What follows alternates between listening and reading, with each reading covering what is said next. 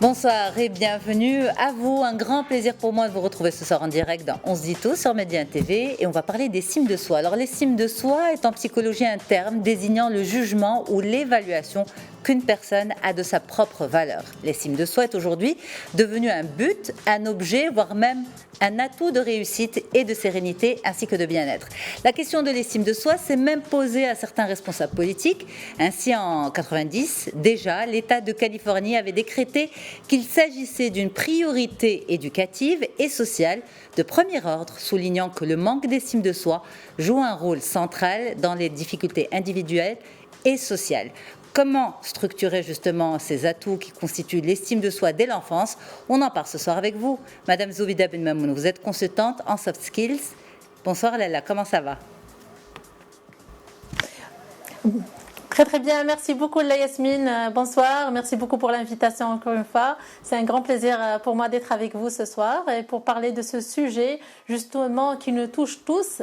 En fait, idéalement, comme vous avez dit, donc si on le travaille dès l'enfance, c'est l'idéal pour le créer et ne pas juste à travailler à le rattraper à l'âge adulte. Absolument. Alors, je suis sûre que ce soir, on ne pourra pas aborder le sujet sous toutes ses facettes. On va le commencer. Et puisqu'on parle de structuration, donc finalement, on va suivre les âges également.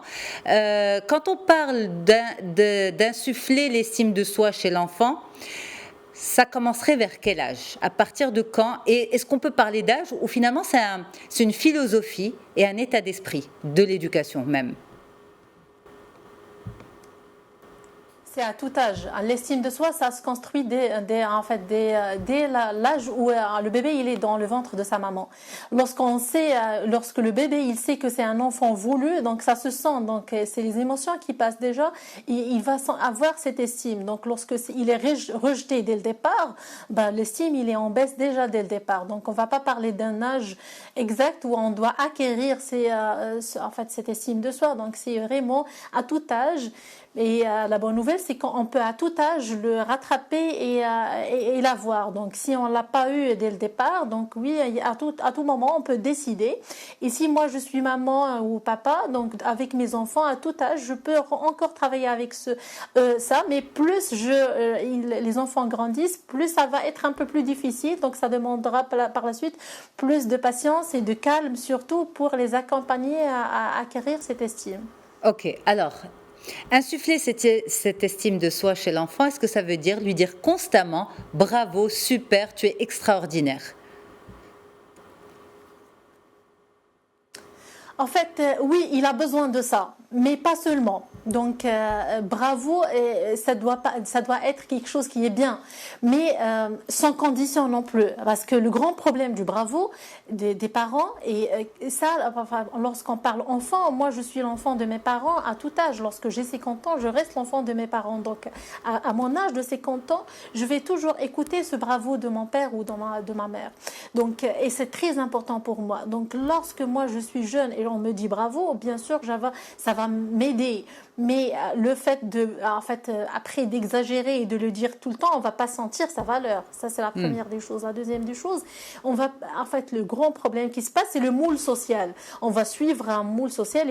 Et hier, vous avez parlé de la dysmorphie Snapchat. Donc, ça, c'est parce qu'on va commencer à être dans un moule social.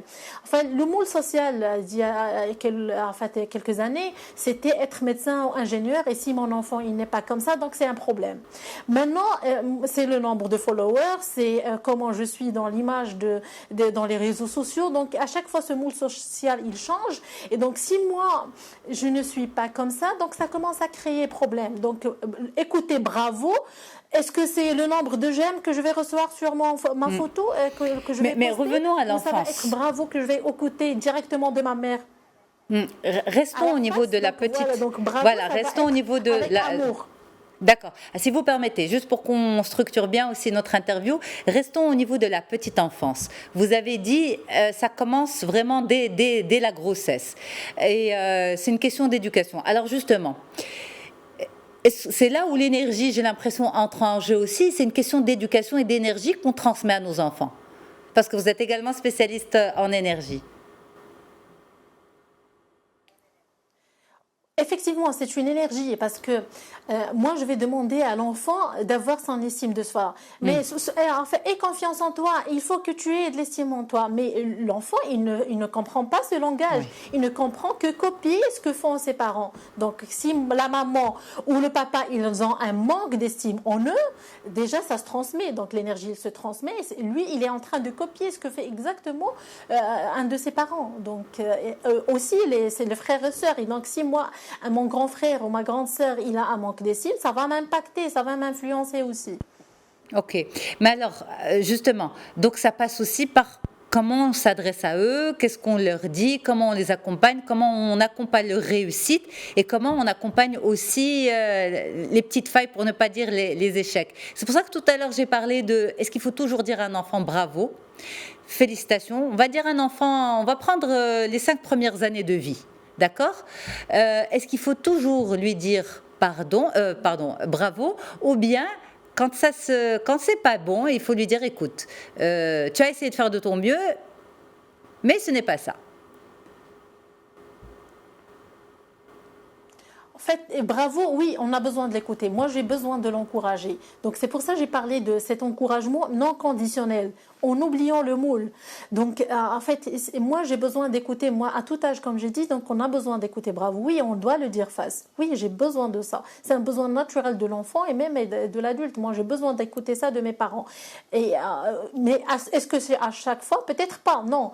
Donc, on ne va pas calculer le nombre de fois où on va dire bravo. Mais j'ai besoin, c'est un besoin naturel en moi, de sentir que mes parents m'encouragent. Ils sont fiers de moi. Donc, ce sentiment de fierté de soi, il va venir aussi de mes parents. Donc, ils sont fiers de moi aussi.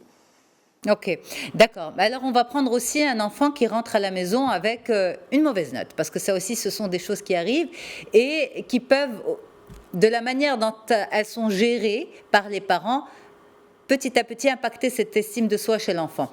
La mauvaise note arrive, comment on réagit ? En fait, maintenant, il faut expliquer à l'enfant qu'il n'est pas le meilleur. Oui, tu n'es pas le meilleur. Tu as fait des efforts, ok, mais ça, c'est pas suffisant. Donc, mauvaise note. Donc, tu as fait ce qu'il fallait ou tu n'as pas fait ce qu'il faut. Donc, il faut dire les choses en face parce que la partie de l'estime, donc, c'est pas dire toujours bravo, mais aussi responsabiliser l'enfant. Donc, il faut le responsabiliser par rapport à ses erreurs. Donc, dire bravo quand il faut dire bravo. Je vais pas dire bravo lorsque lui, il a échoué. Donc, il va sentir que c'est de l'hypocrisie. Donc, je ne suis pas sincère avec lui, donc il ne va jamais écouter mon bravo dans ce cas. C'est ça. Il faut être honnête avec l'enfant. Et aussi, donc, cette partie de responsabilité. Oui, effectivement. Donc, il faut le sentiment de responsabilité. Lorsque moi, je vais grandir, donc ce sentiment de responsabilité, ça va me donner aussi de l'estime. Lorsque moi, je compte toujours sur mes parents, même si je fais des erreurs, ils vont me pardonner. Je vais toujours compter sur mes échecs dans les années à venir. Même si j'ai sous-chaud, c'est pas grave. Donc, il y a toujours quelqu'un qui va pardonner ça. Donc, je vais jamais avoir assez d'estime en moi dans ce cas aussi. Absolument. Au sein d'une fratrie, est-ce que là aussi ça se travaille ? Est-ce qu'on travaille de la même manière l'estime de soi de tous nos enfants de la même manière ? Ou bien chacun de nos enfants a une spécificité et un besoin particulier ? En fait, comme on a dit, c'est dès la grossesse. Donc, déjà, de la grossesse d'un enfant à l'autre, c'est pas la même. Donc, moi, peut-être en tant que maman, j'ai pas vécu les mêmes conditions. Donc, ça a donné un enfant qui était aussi joyeux, il a assez d'estime parce que pour moi, depuis la grossesse, j'ai lui consacré assez de temps, alors que peut-être avec un autre enfant, j'étais toujours occupée. Donc, on va sentir que ce décalage d'estime entre un et pas l'autre. Donc, on va sentir qu'un des enfants, il a un manque d'estime et pas l'autre. Et donc là, on va travailler sur les deux. Donc celui qui manque d'estime, peut-être je vais lui consacrer un peu plus de temps parce qu'auparavant, je sais qu'une des raisons qui lui a causé ça, c'est qu'il manquait du temps avec moi. Donc le fait de lui donner un peu plus d'amour, donc ça va combler ce manque d'estime et donc ça va peut-être remplacer ce manque et il va être comme son frère ou sa sœur dans ce cas.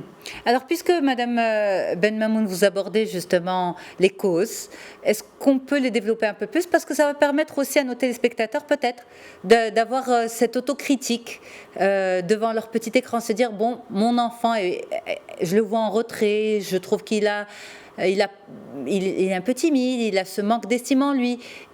Comment je peux l'aider? Donc là, vous venez de donner un élément qui semble, qui pourrait alerter les parents, c'est le temps passé, le temps de qualité passé avec eux.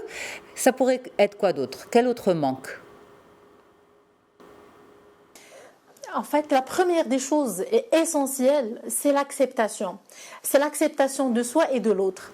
Donc, si on s'accepte comme on est, donc moi, je ne vais pas changer pour que je sois bien. Il ne faut pas que j'ai une note pour que je sois bien. Il ne faut pas que je parle comme à telle personne pour que je sois bien. Non, je m'accepte tel que je suis. Et si par exemple, en fait, ça arrive dans une famille, on va trouver qu'un enfant, il est différent. Peut-être il a des difficultés dans l'école et tout. Donc, on va apprendre à cet enfant d'accepter aussi son frère ou sa sœur. Donc, ça aussi, ça fait partie de l'estime. Donc, l'acceptation, elle est très importante. C'est la première clé. La deuxième des choses, lorsque, en fait, moi, je fais des erreurs en tant que parent, il faut que je m'excuse. En fait, ça a une importance, double importance. D'abord, il comprend l'importance de l'excuse lorsqu'il va grandir, mais aussi il va comprendre qu'il a de l'importance à mes yeux, au point que je me suis excusée lorsque j'ai fait une gaffe avec lui.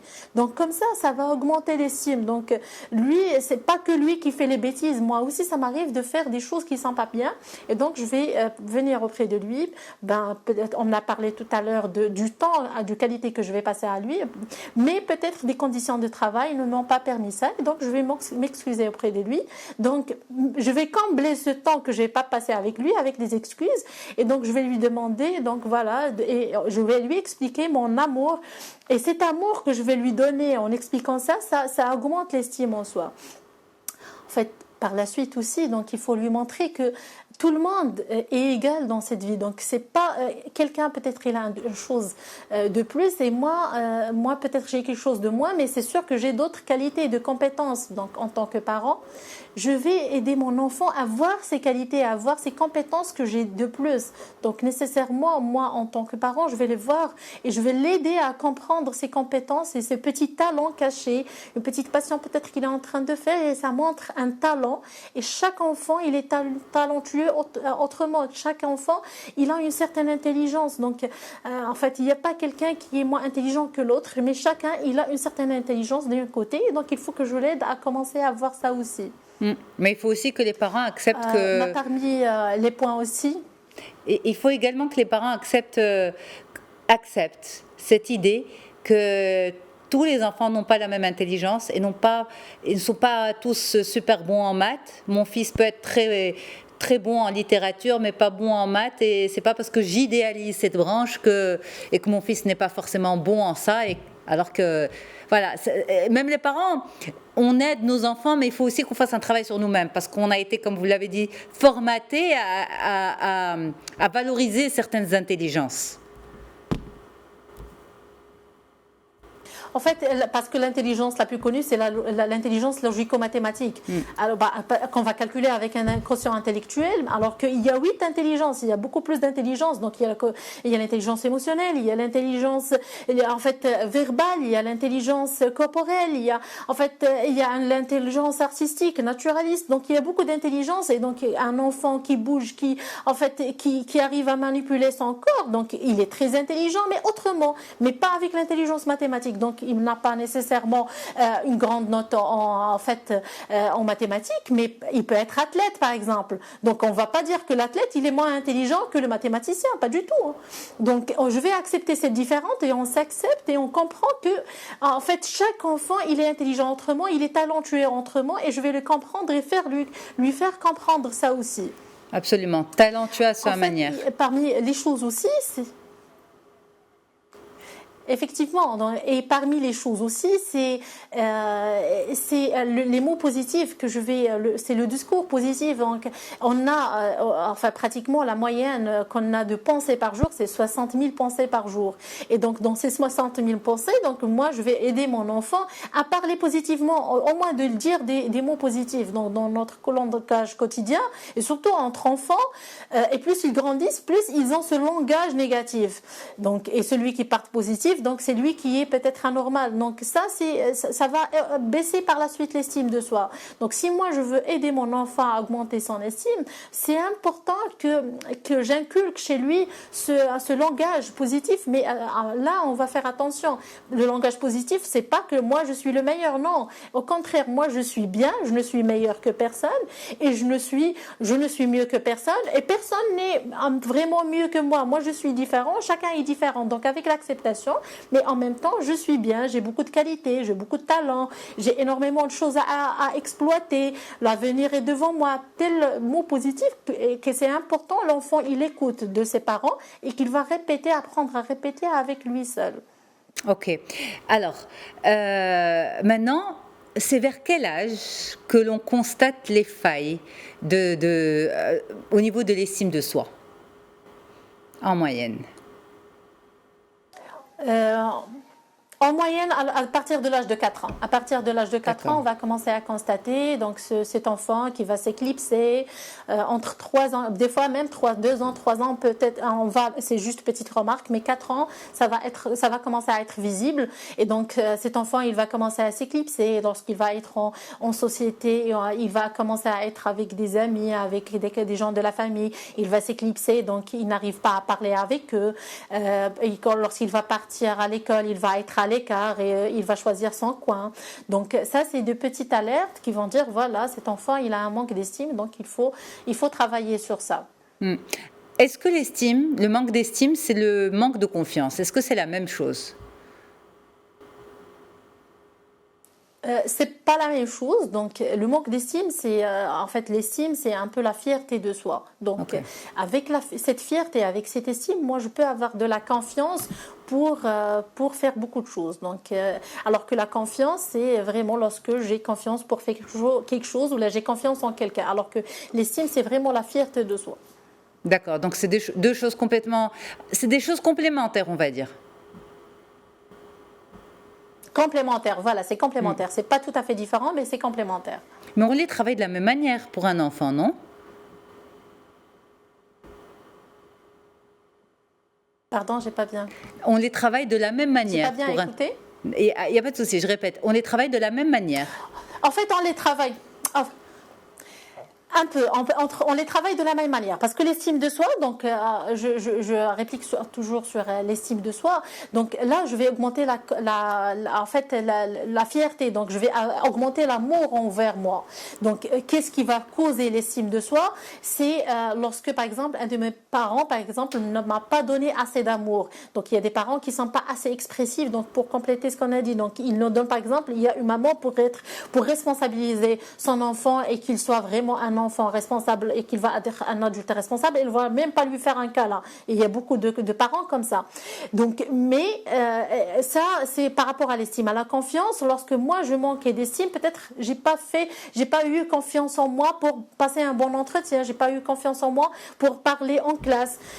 Donc c'est une conséquence. Donc lorsque moi je manquais d'estime, donc ça a une conséquence sur la confiance. Donc idéalement travailler l'estime en premier et par la suite, donc ça bien sûr ça va travailler la confiance et on peut continuer le travail sur la confiance par la suite. Zobida Ben Mamoun, merci beaucoup d'avoir été en direct ce soir avec nous sur Média TV. Merci infiniment, chère madame. Vous êtes experte en soft skills. Un grand merci à toute l'équipe en régie pour le suivi, à vous qui regardez ce programme en direct ce soir. Et puis au plaisir de vous retrouver très très vite. Bonne soirée à toutes et à tous sur Média TV.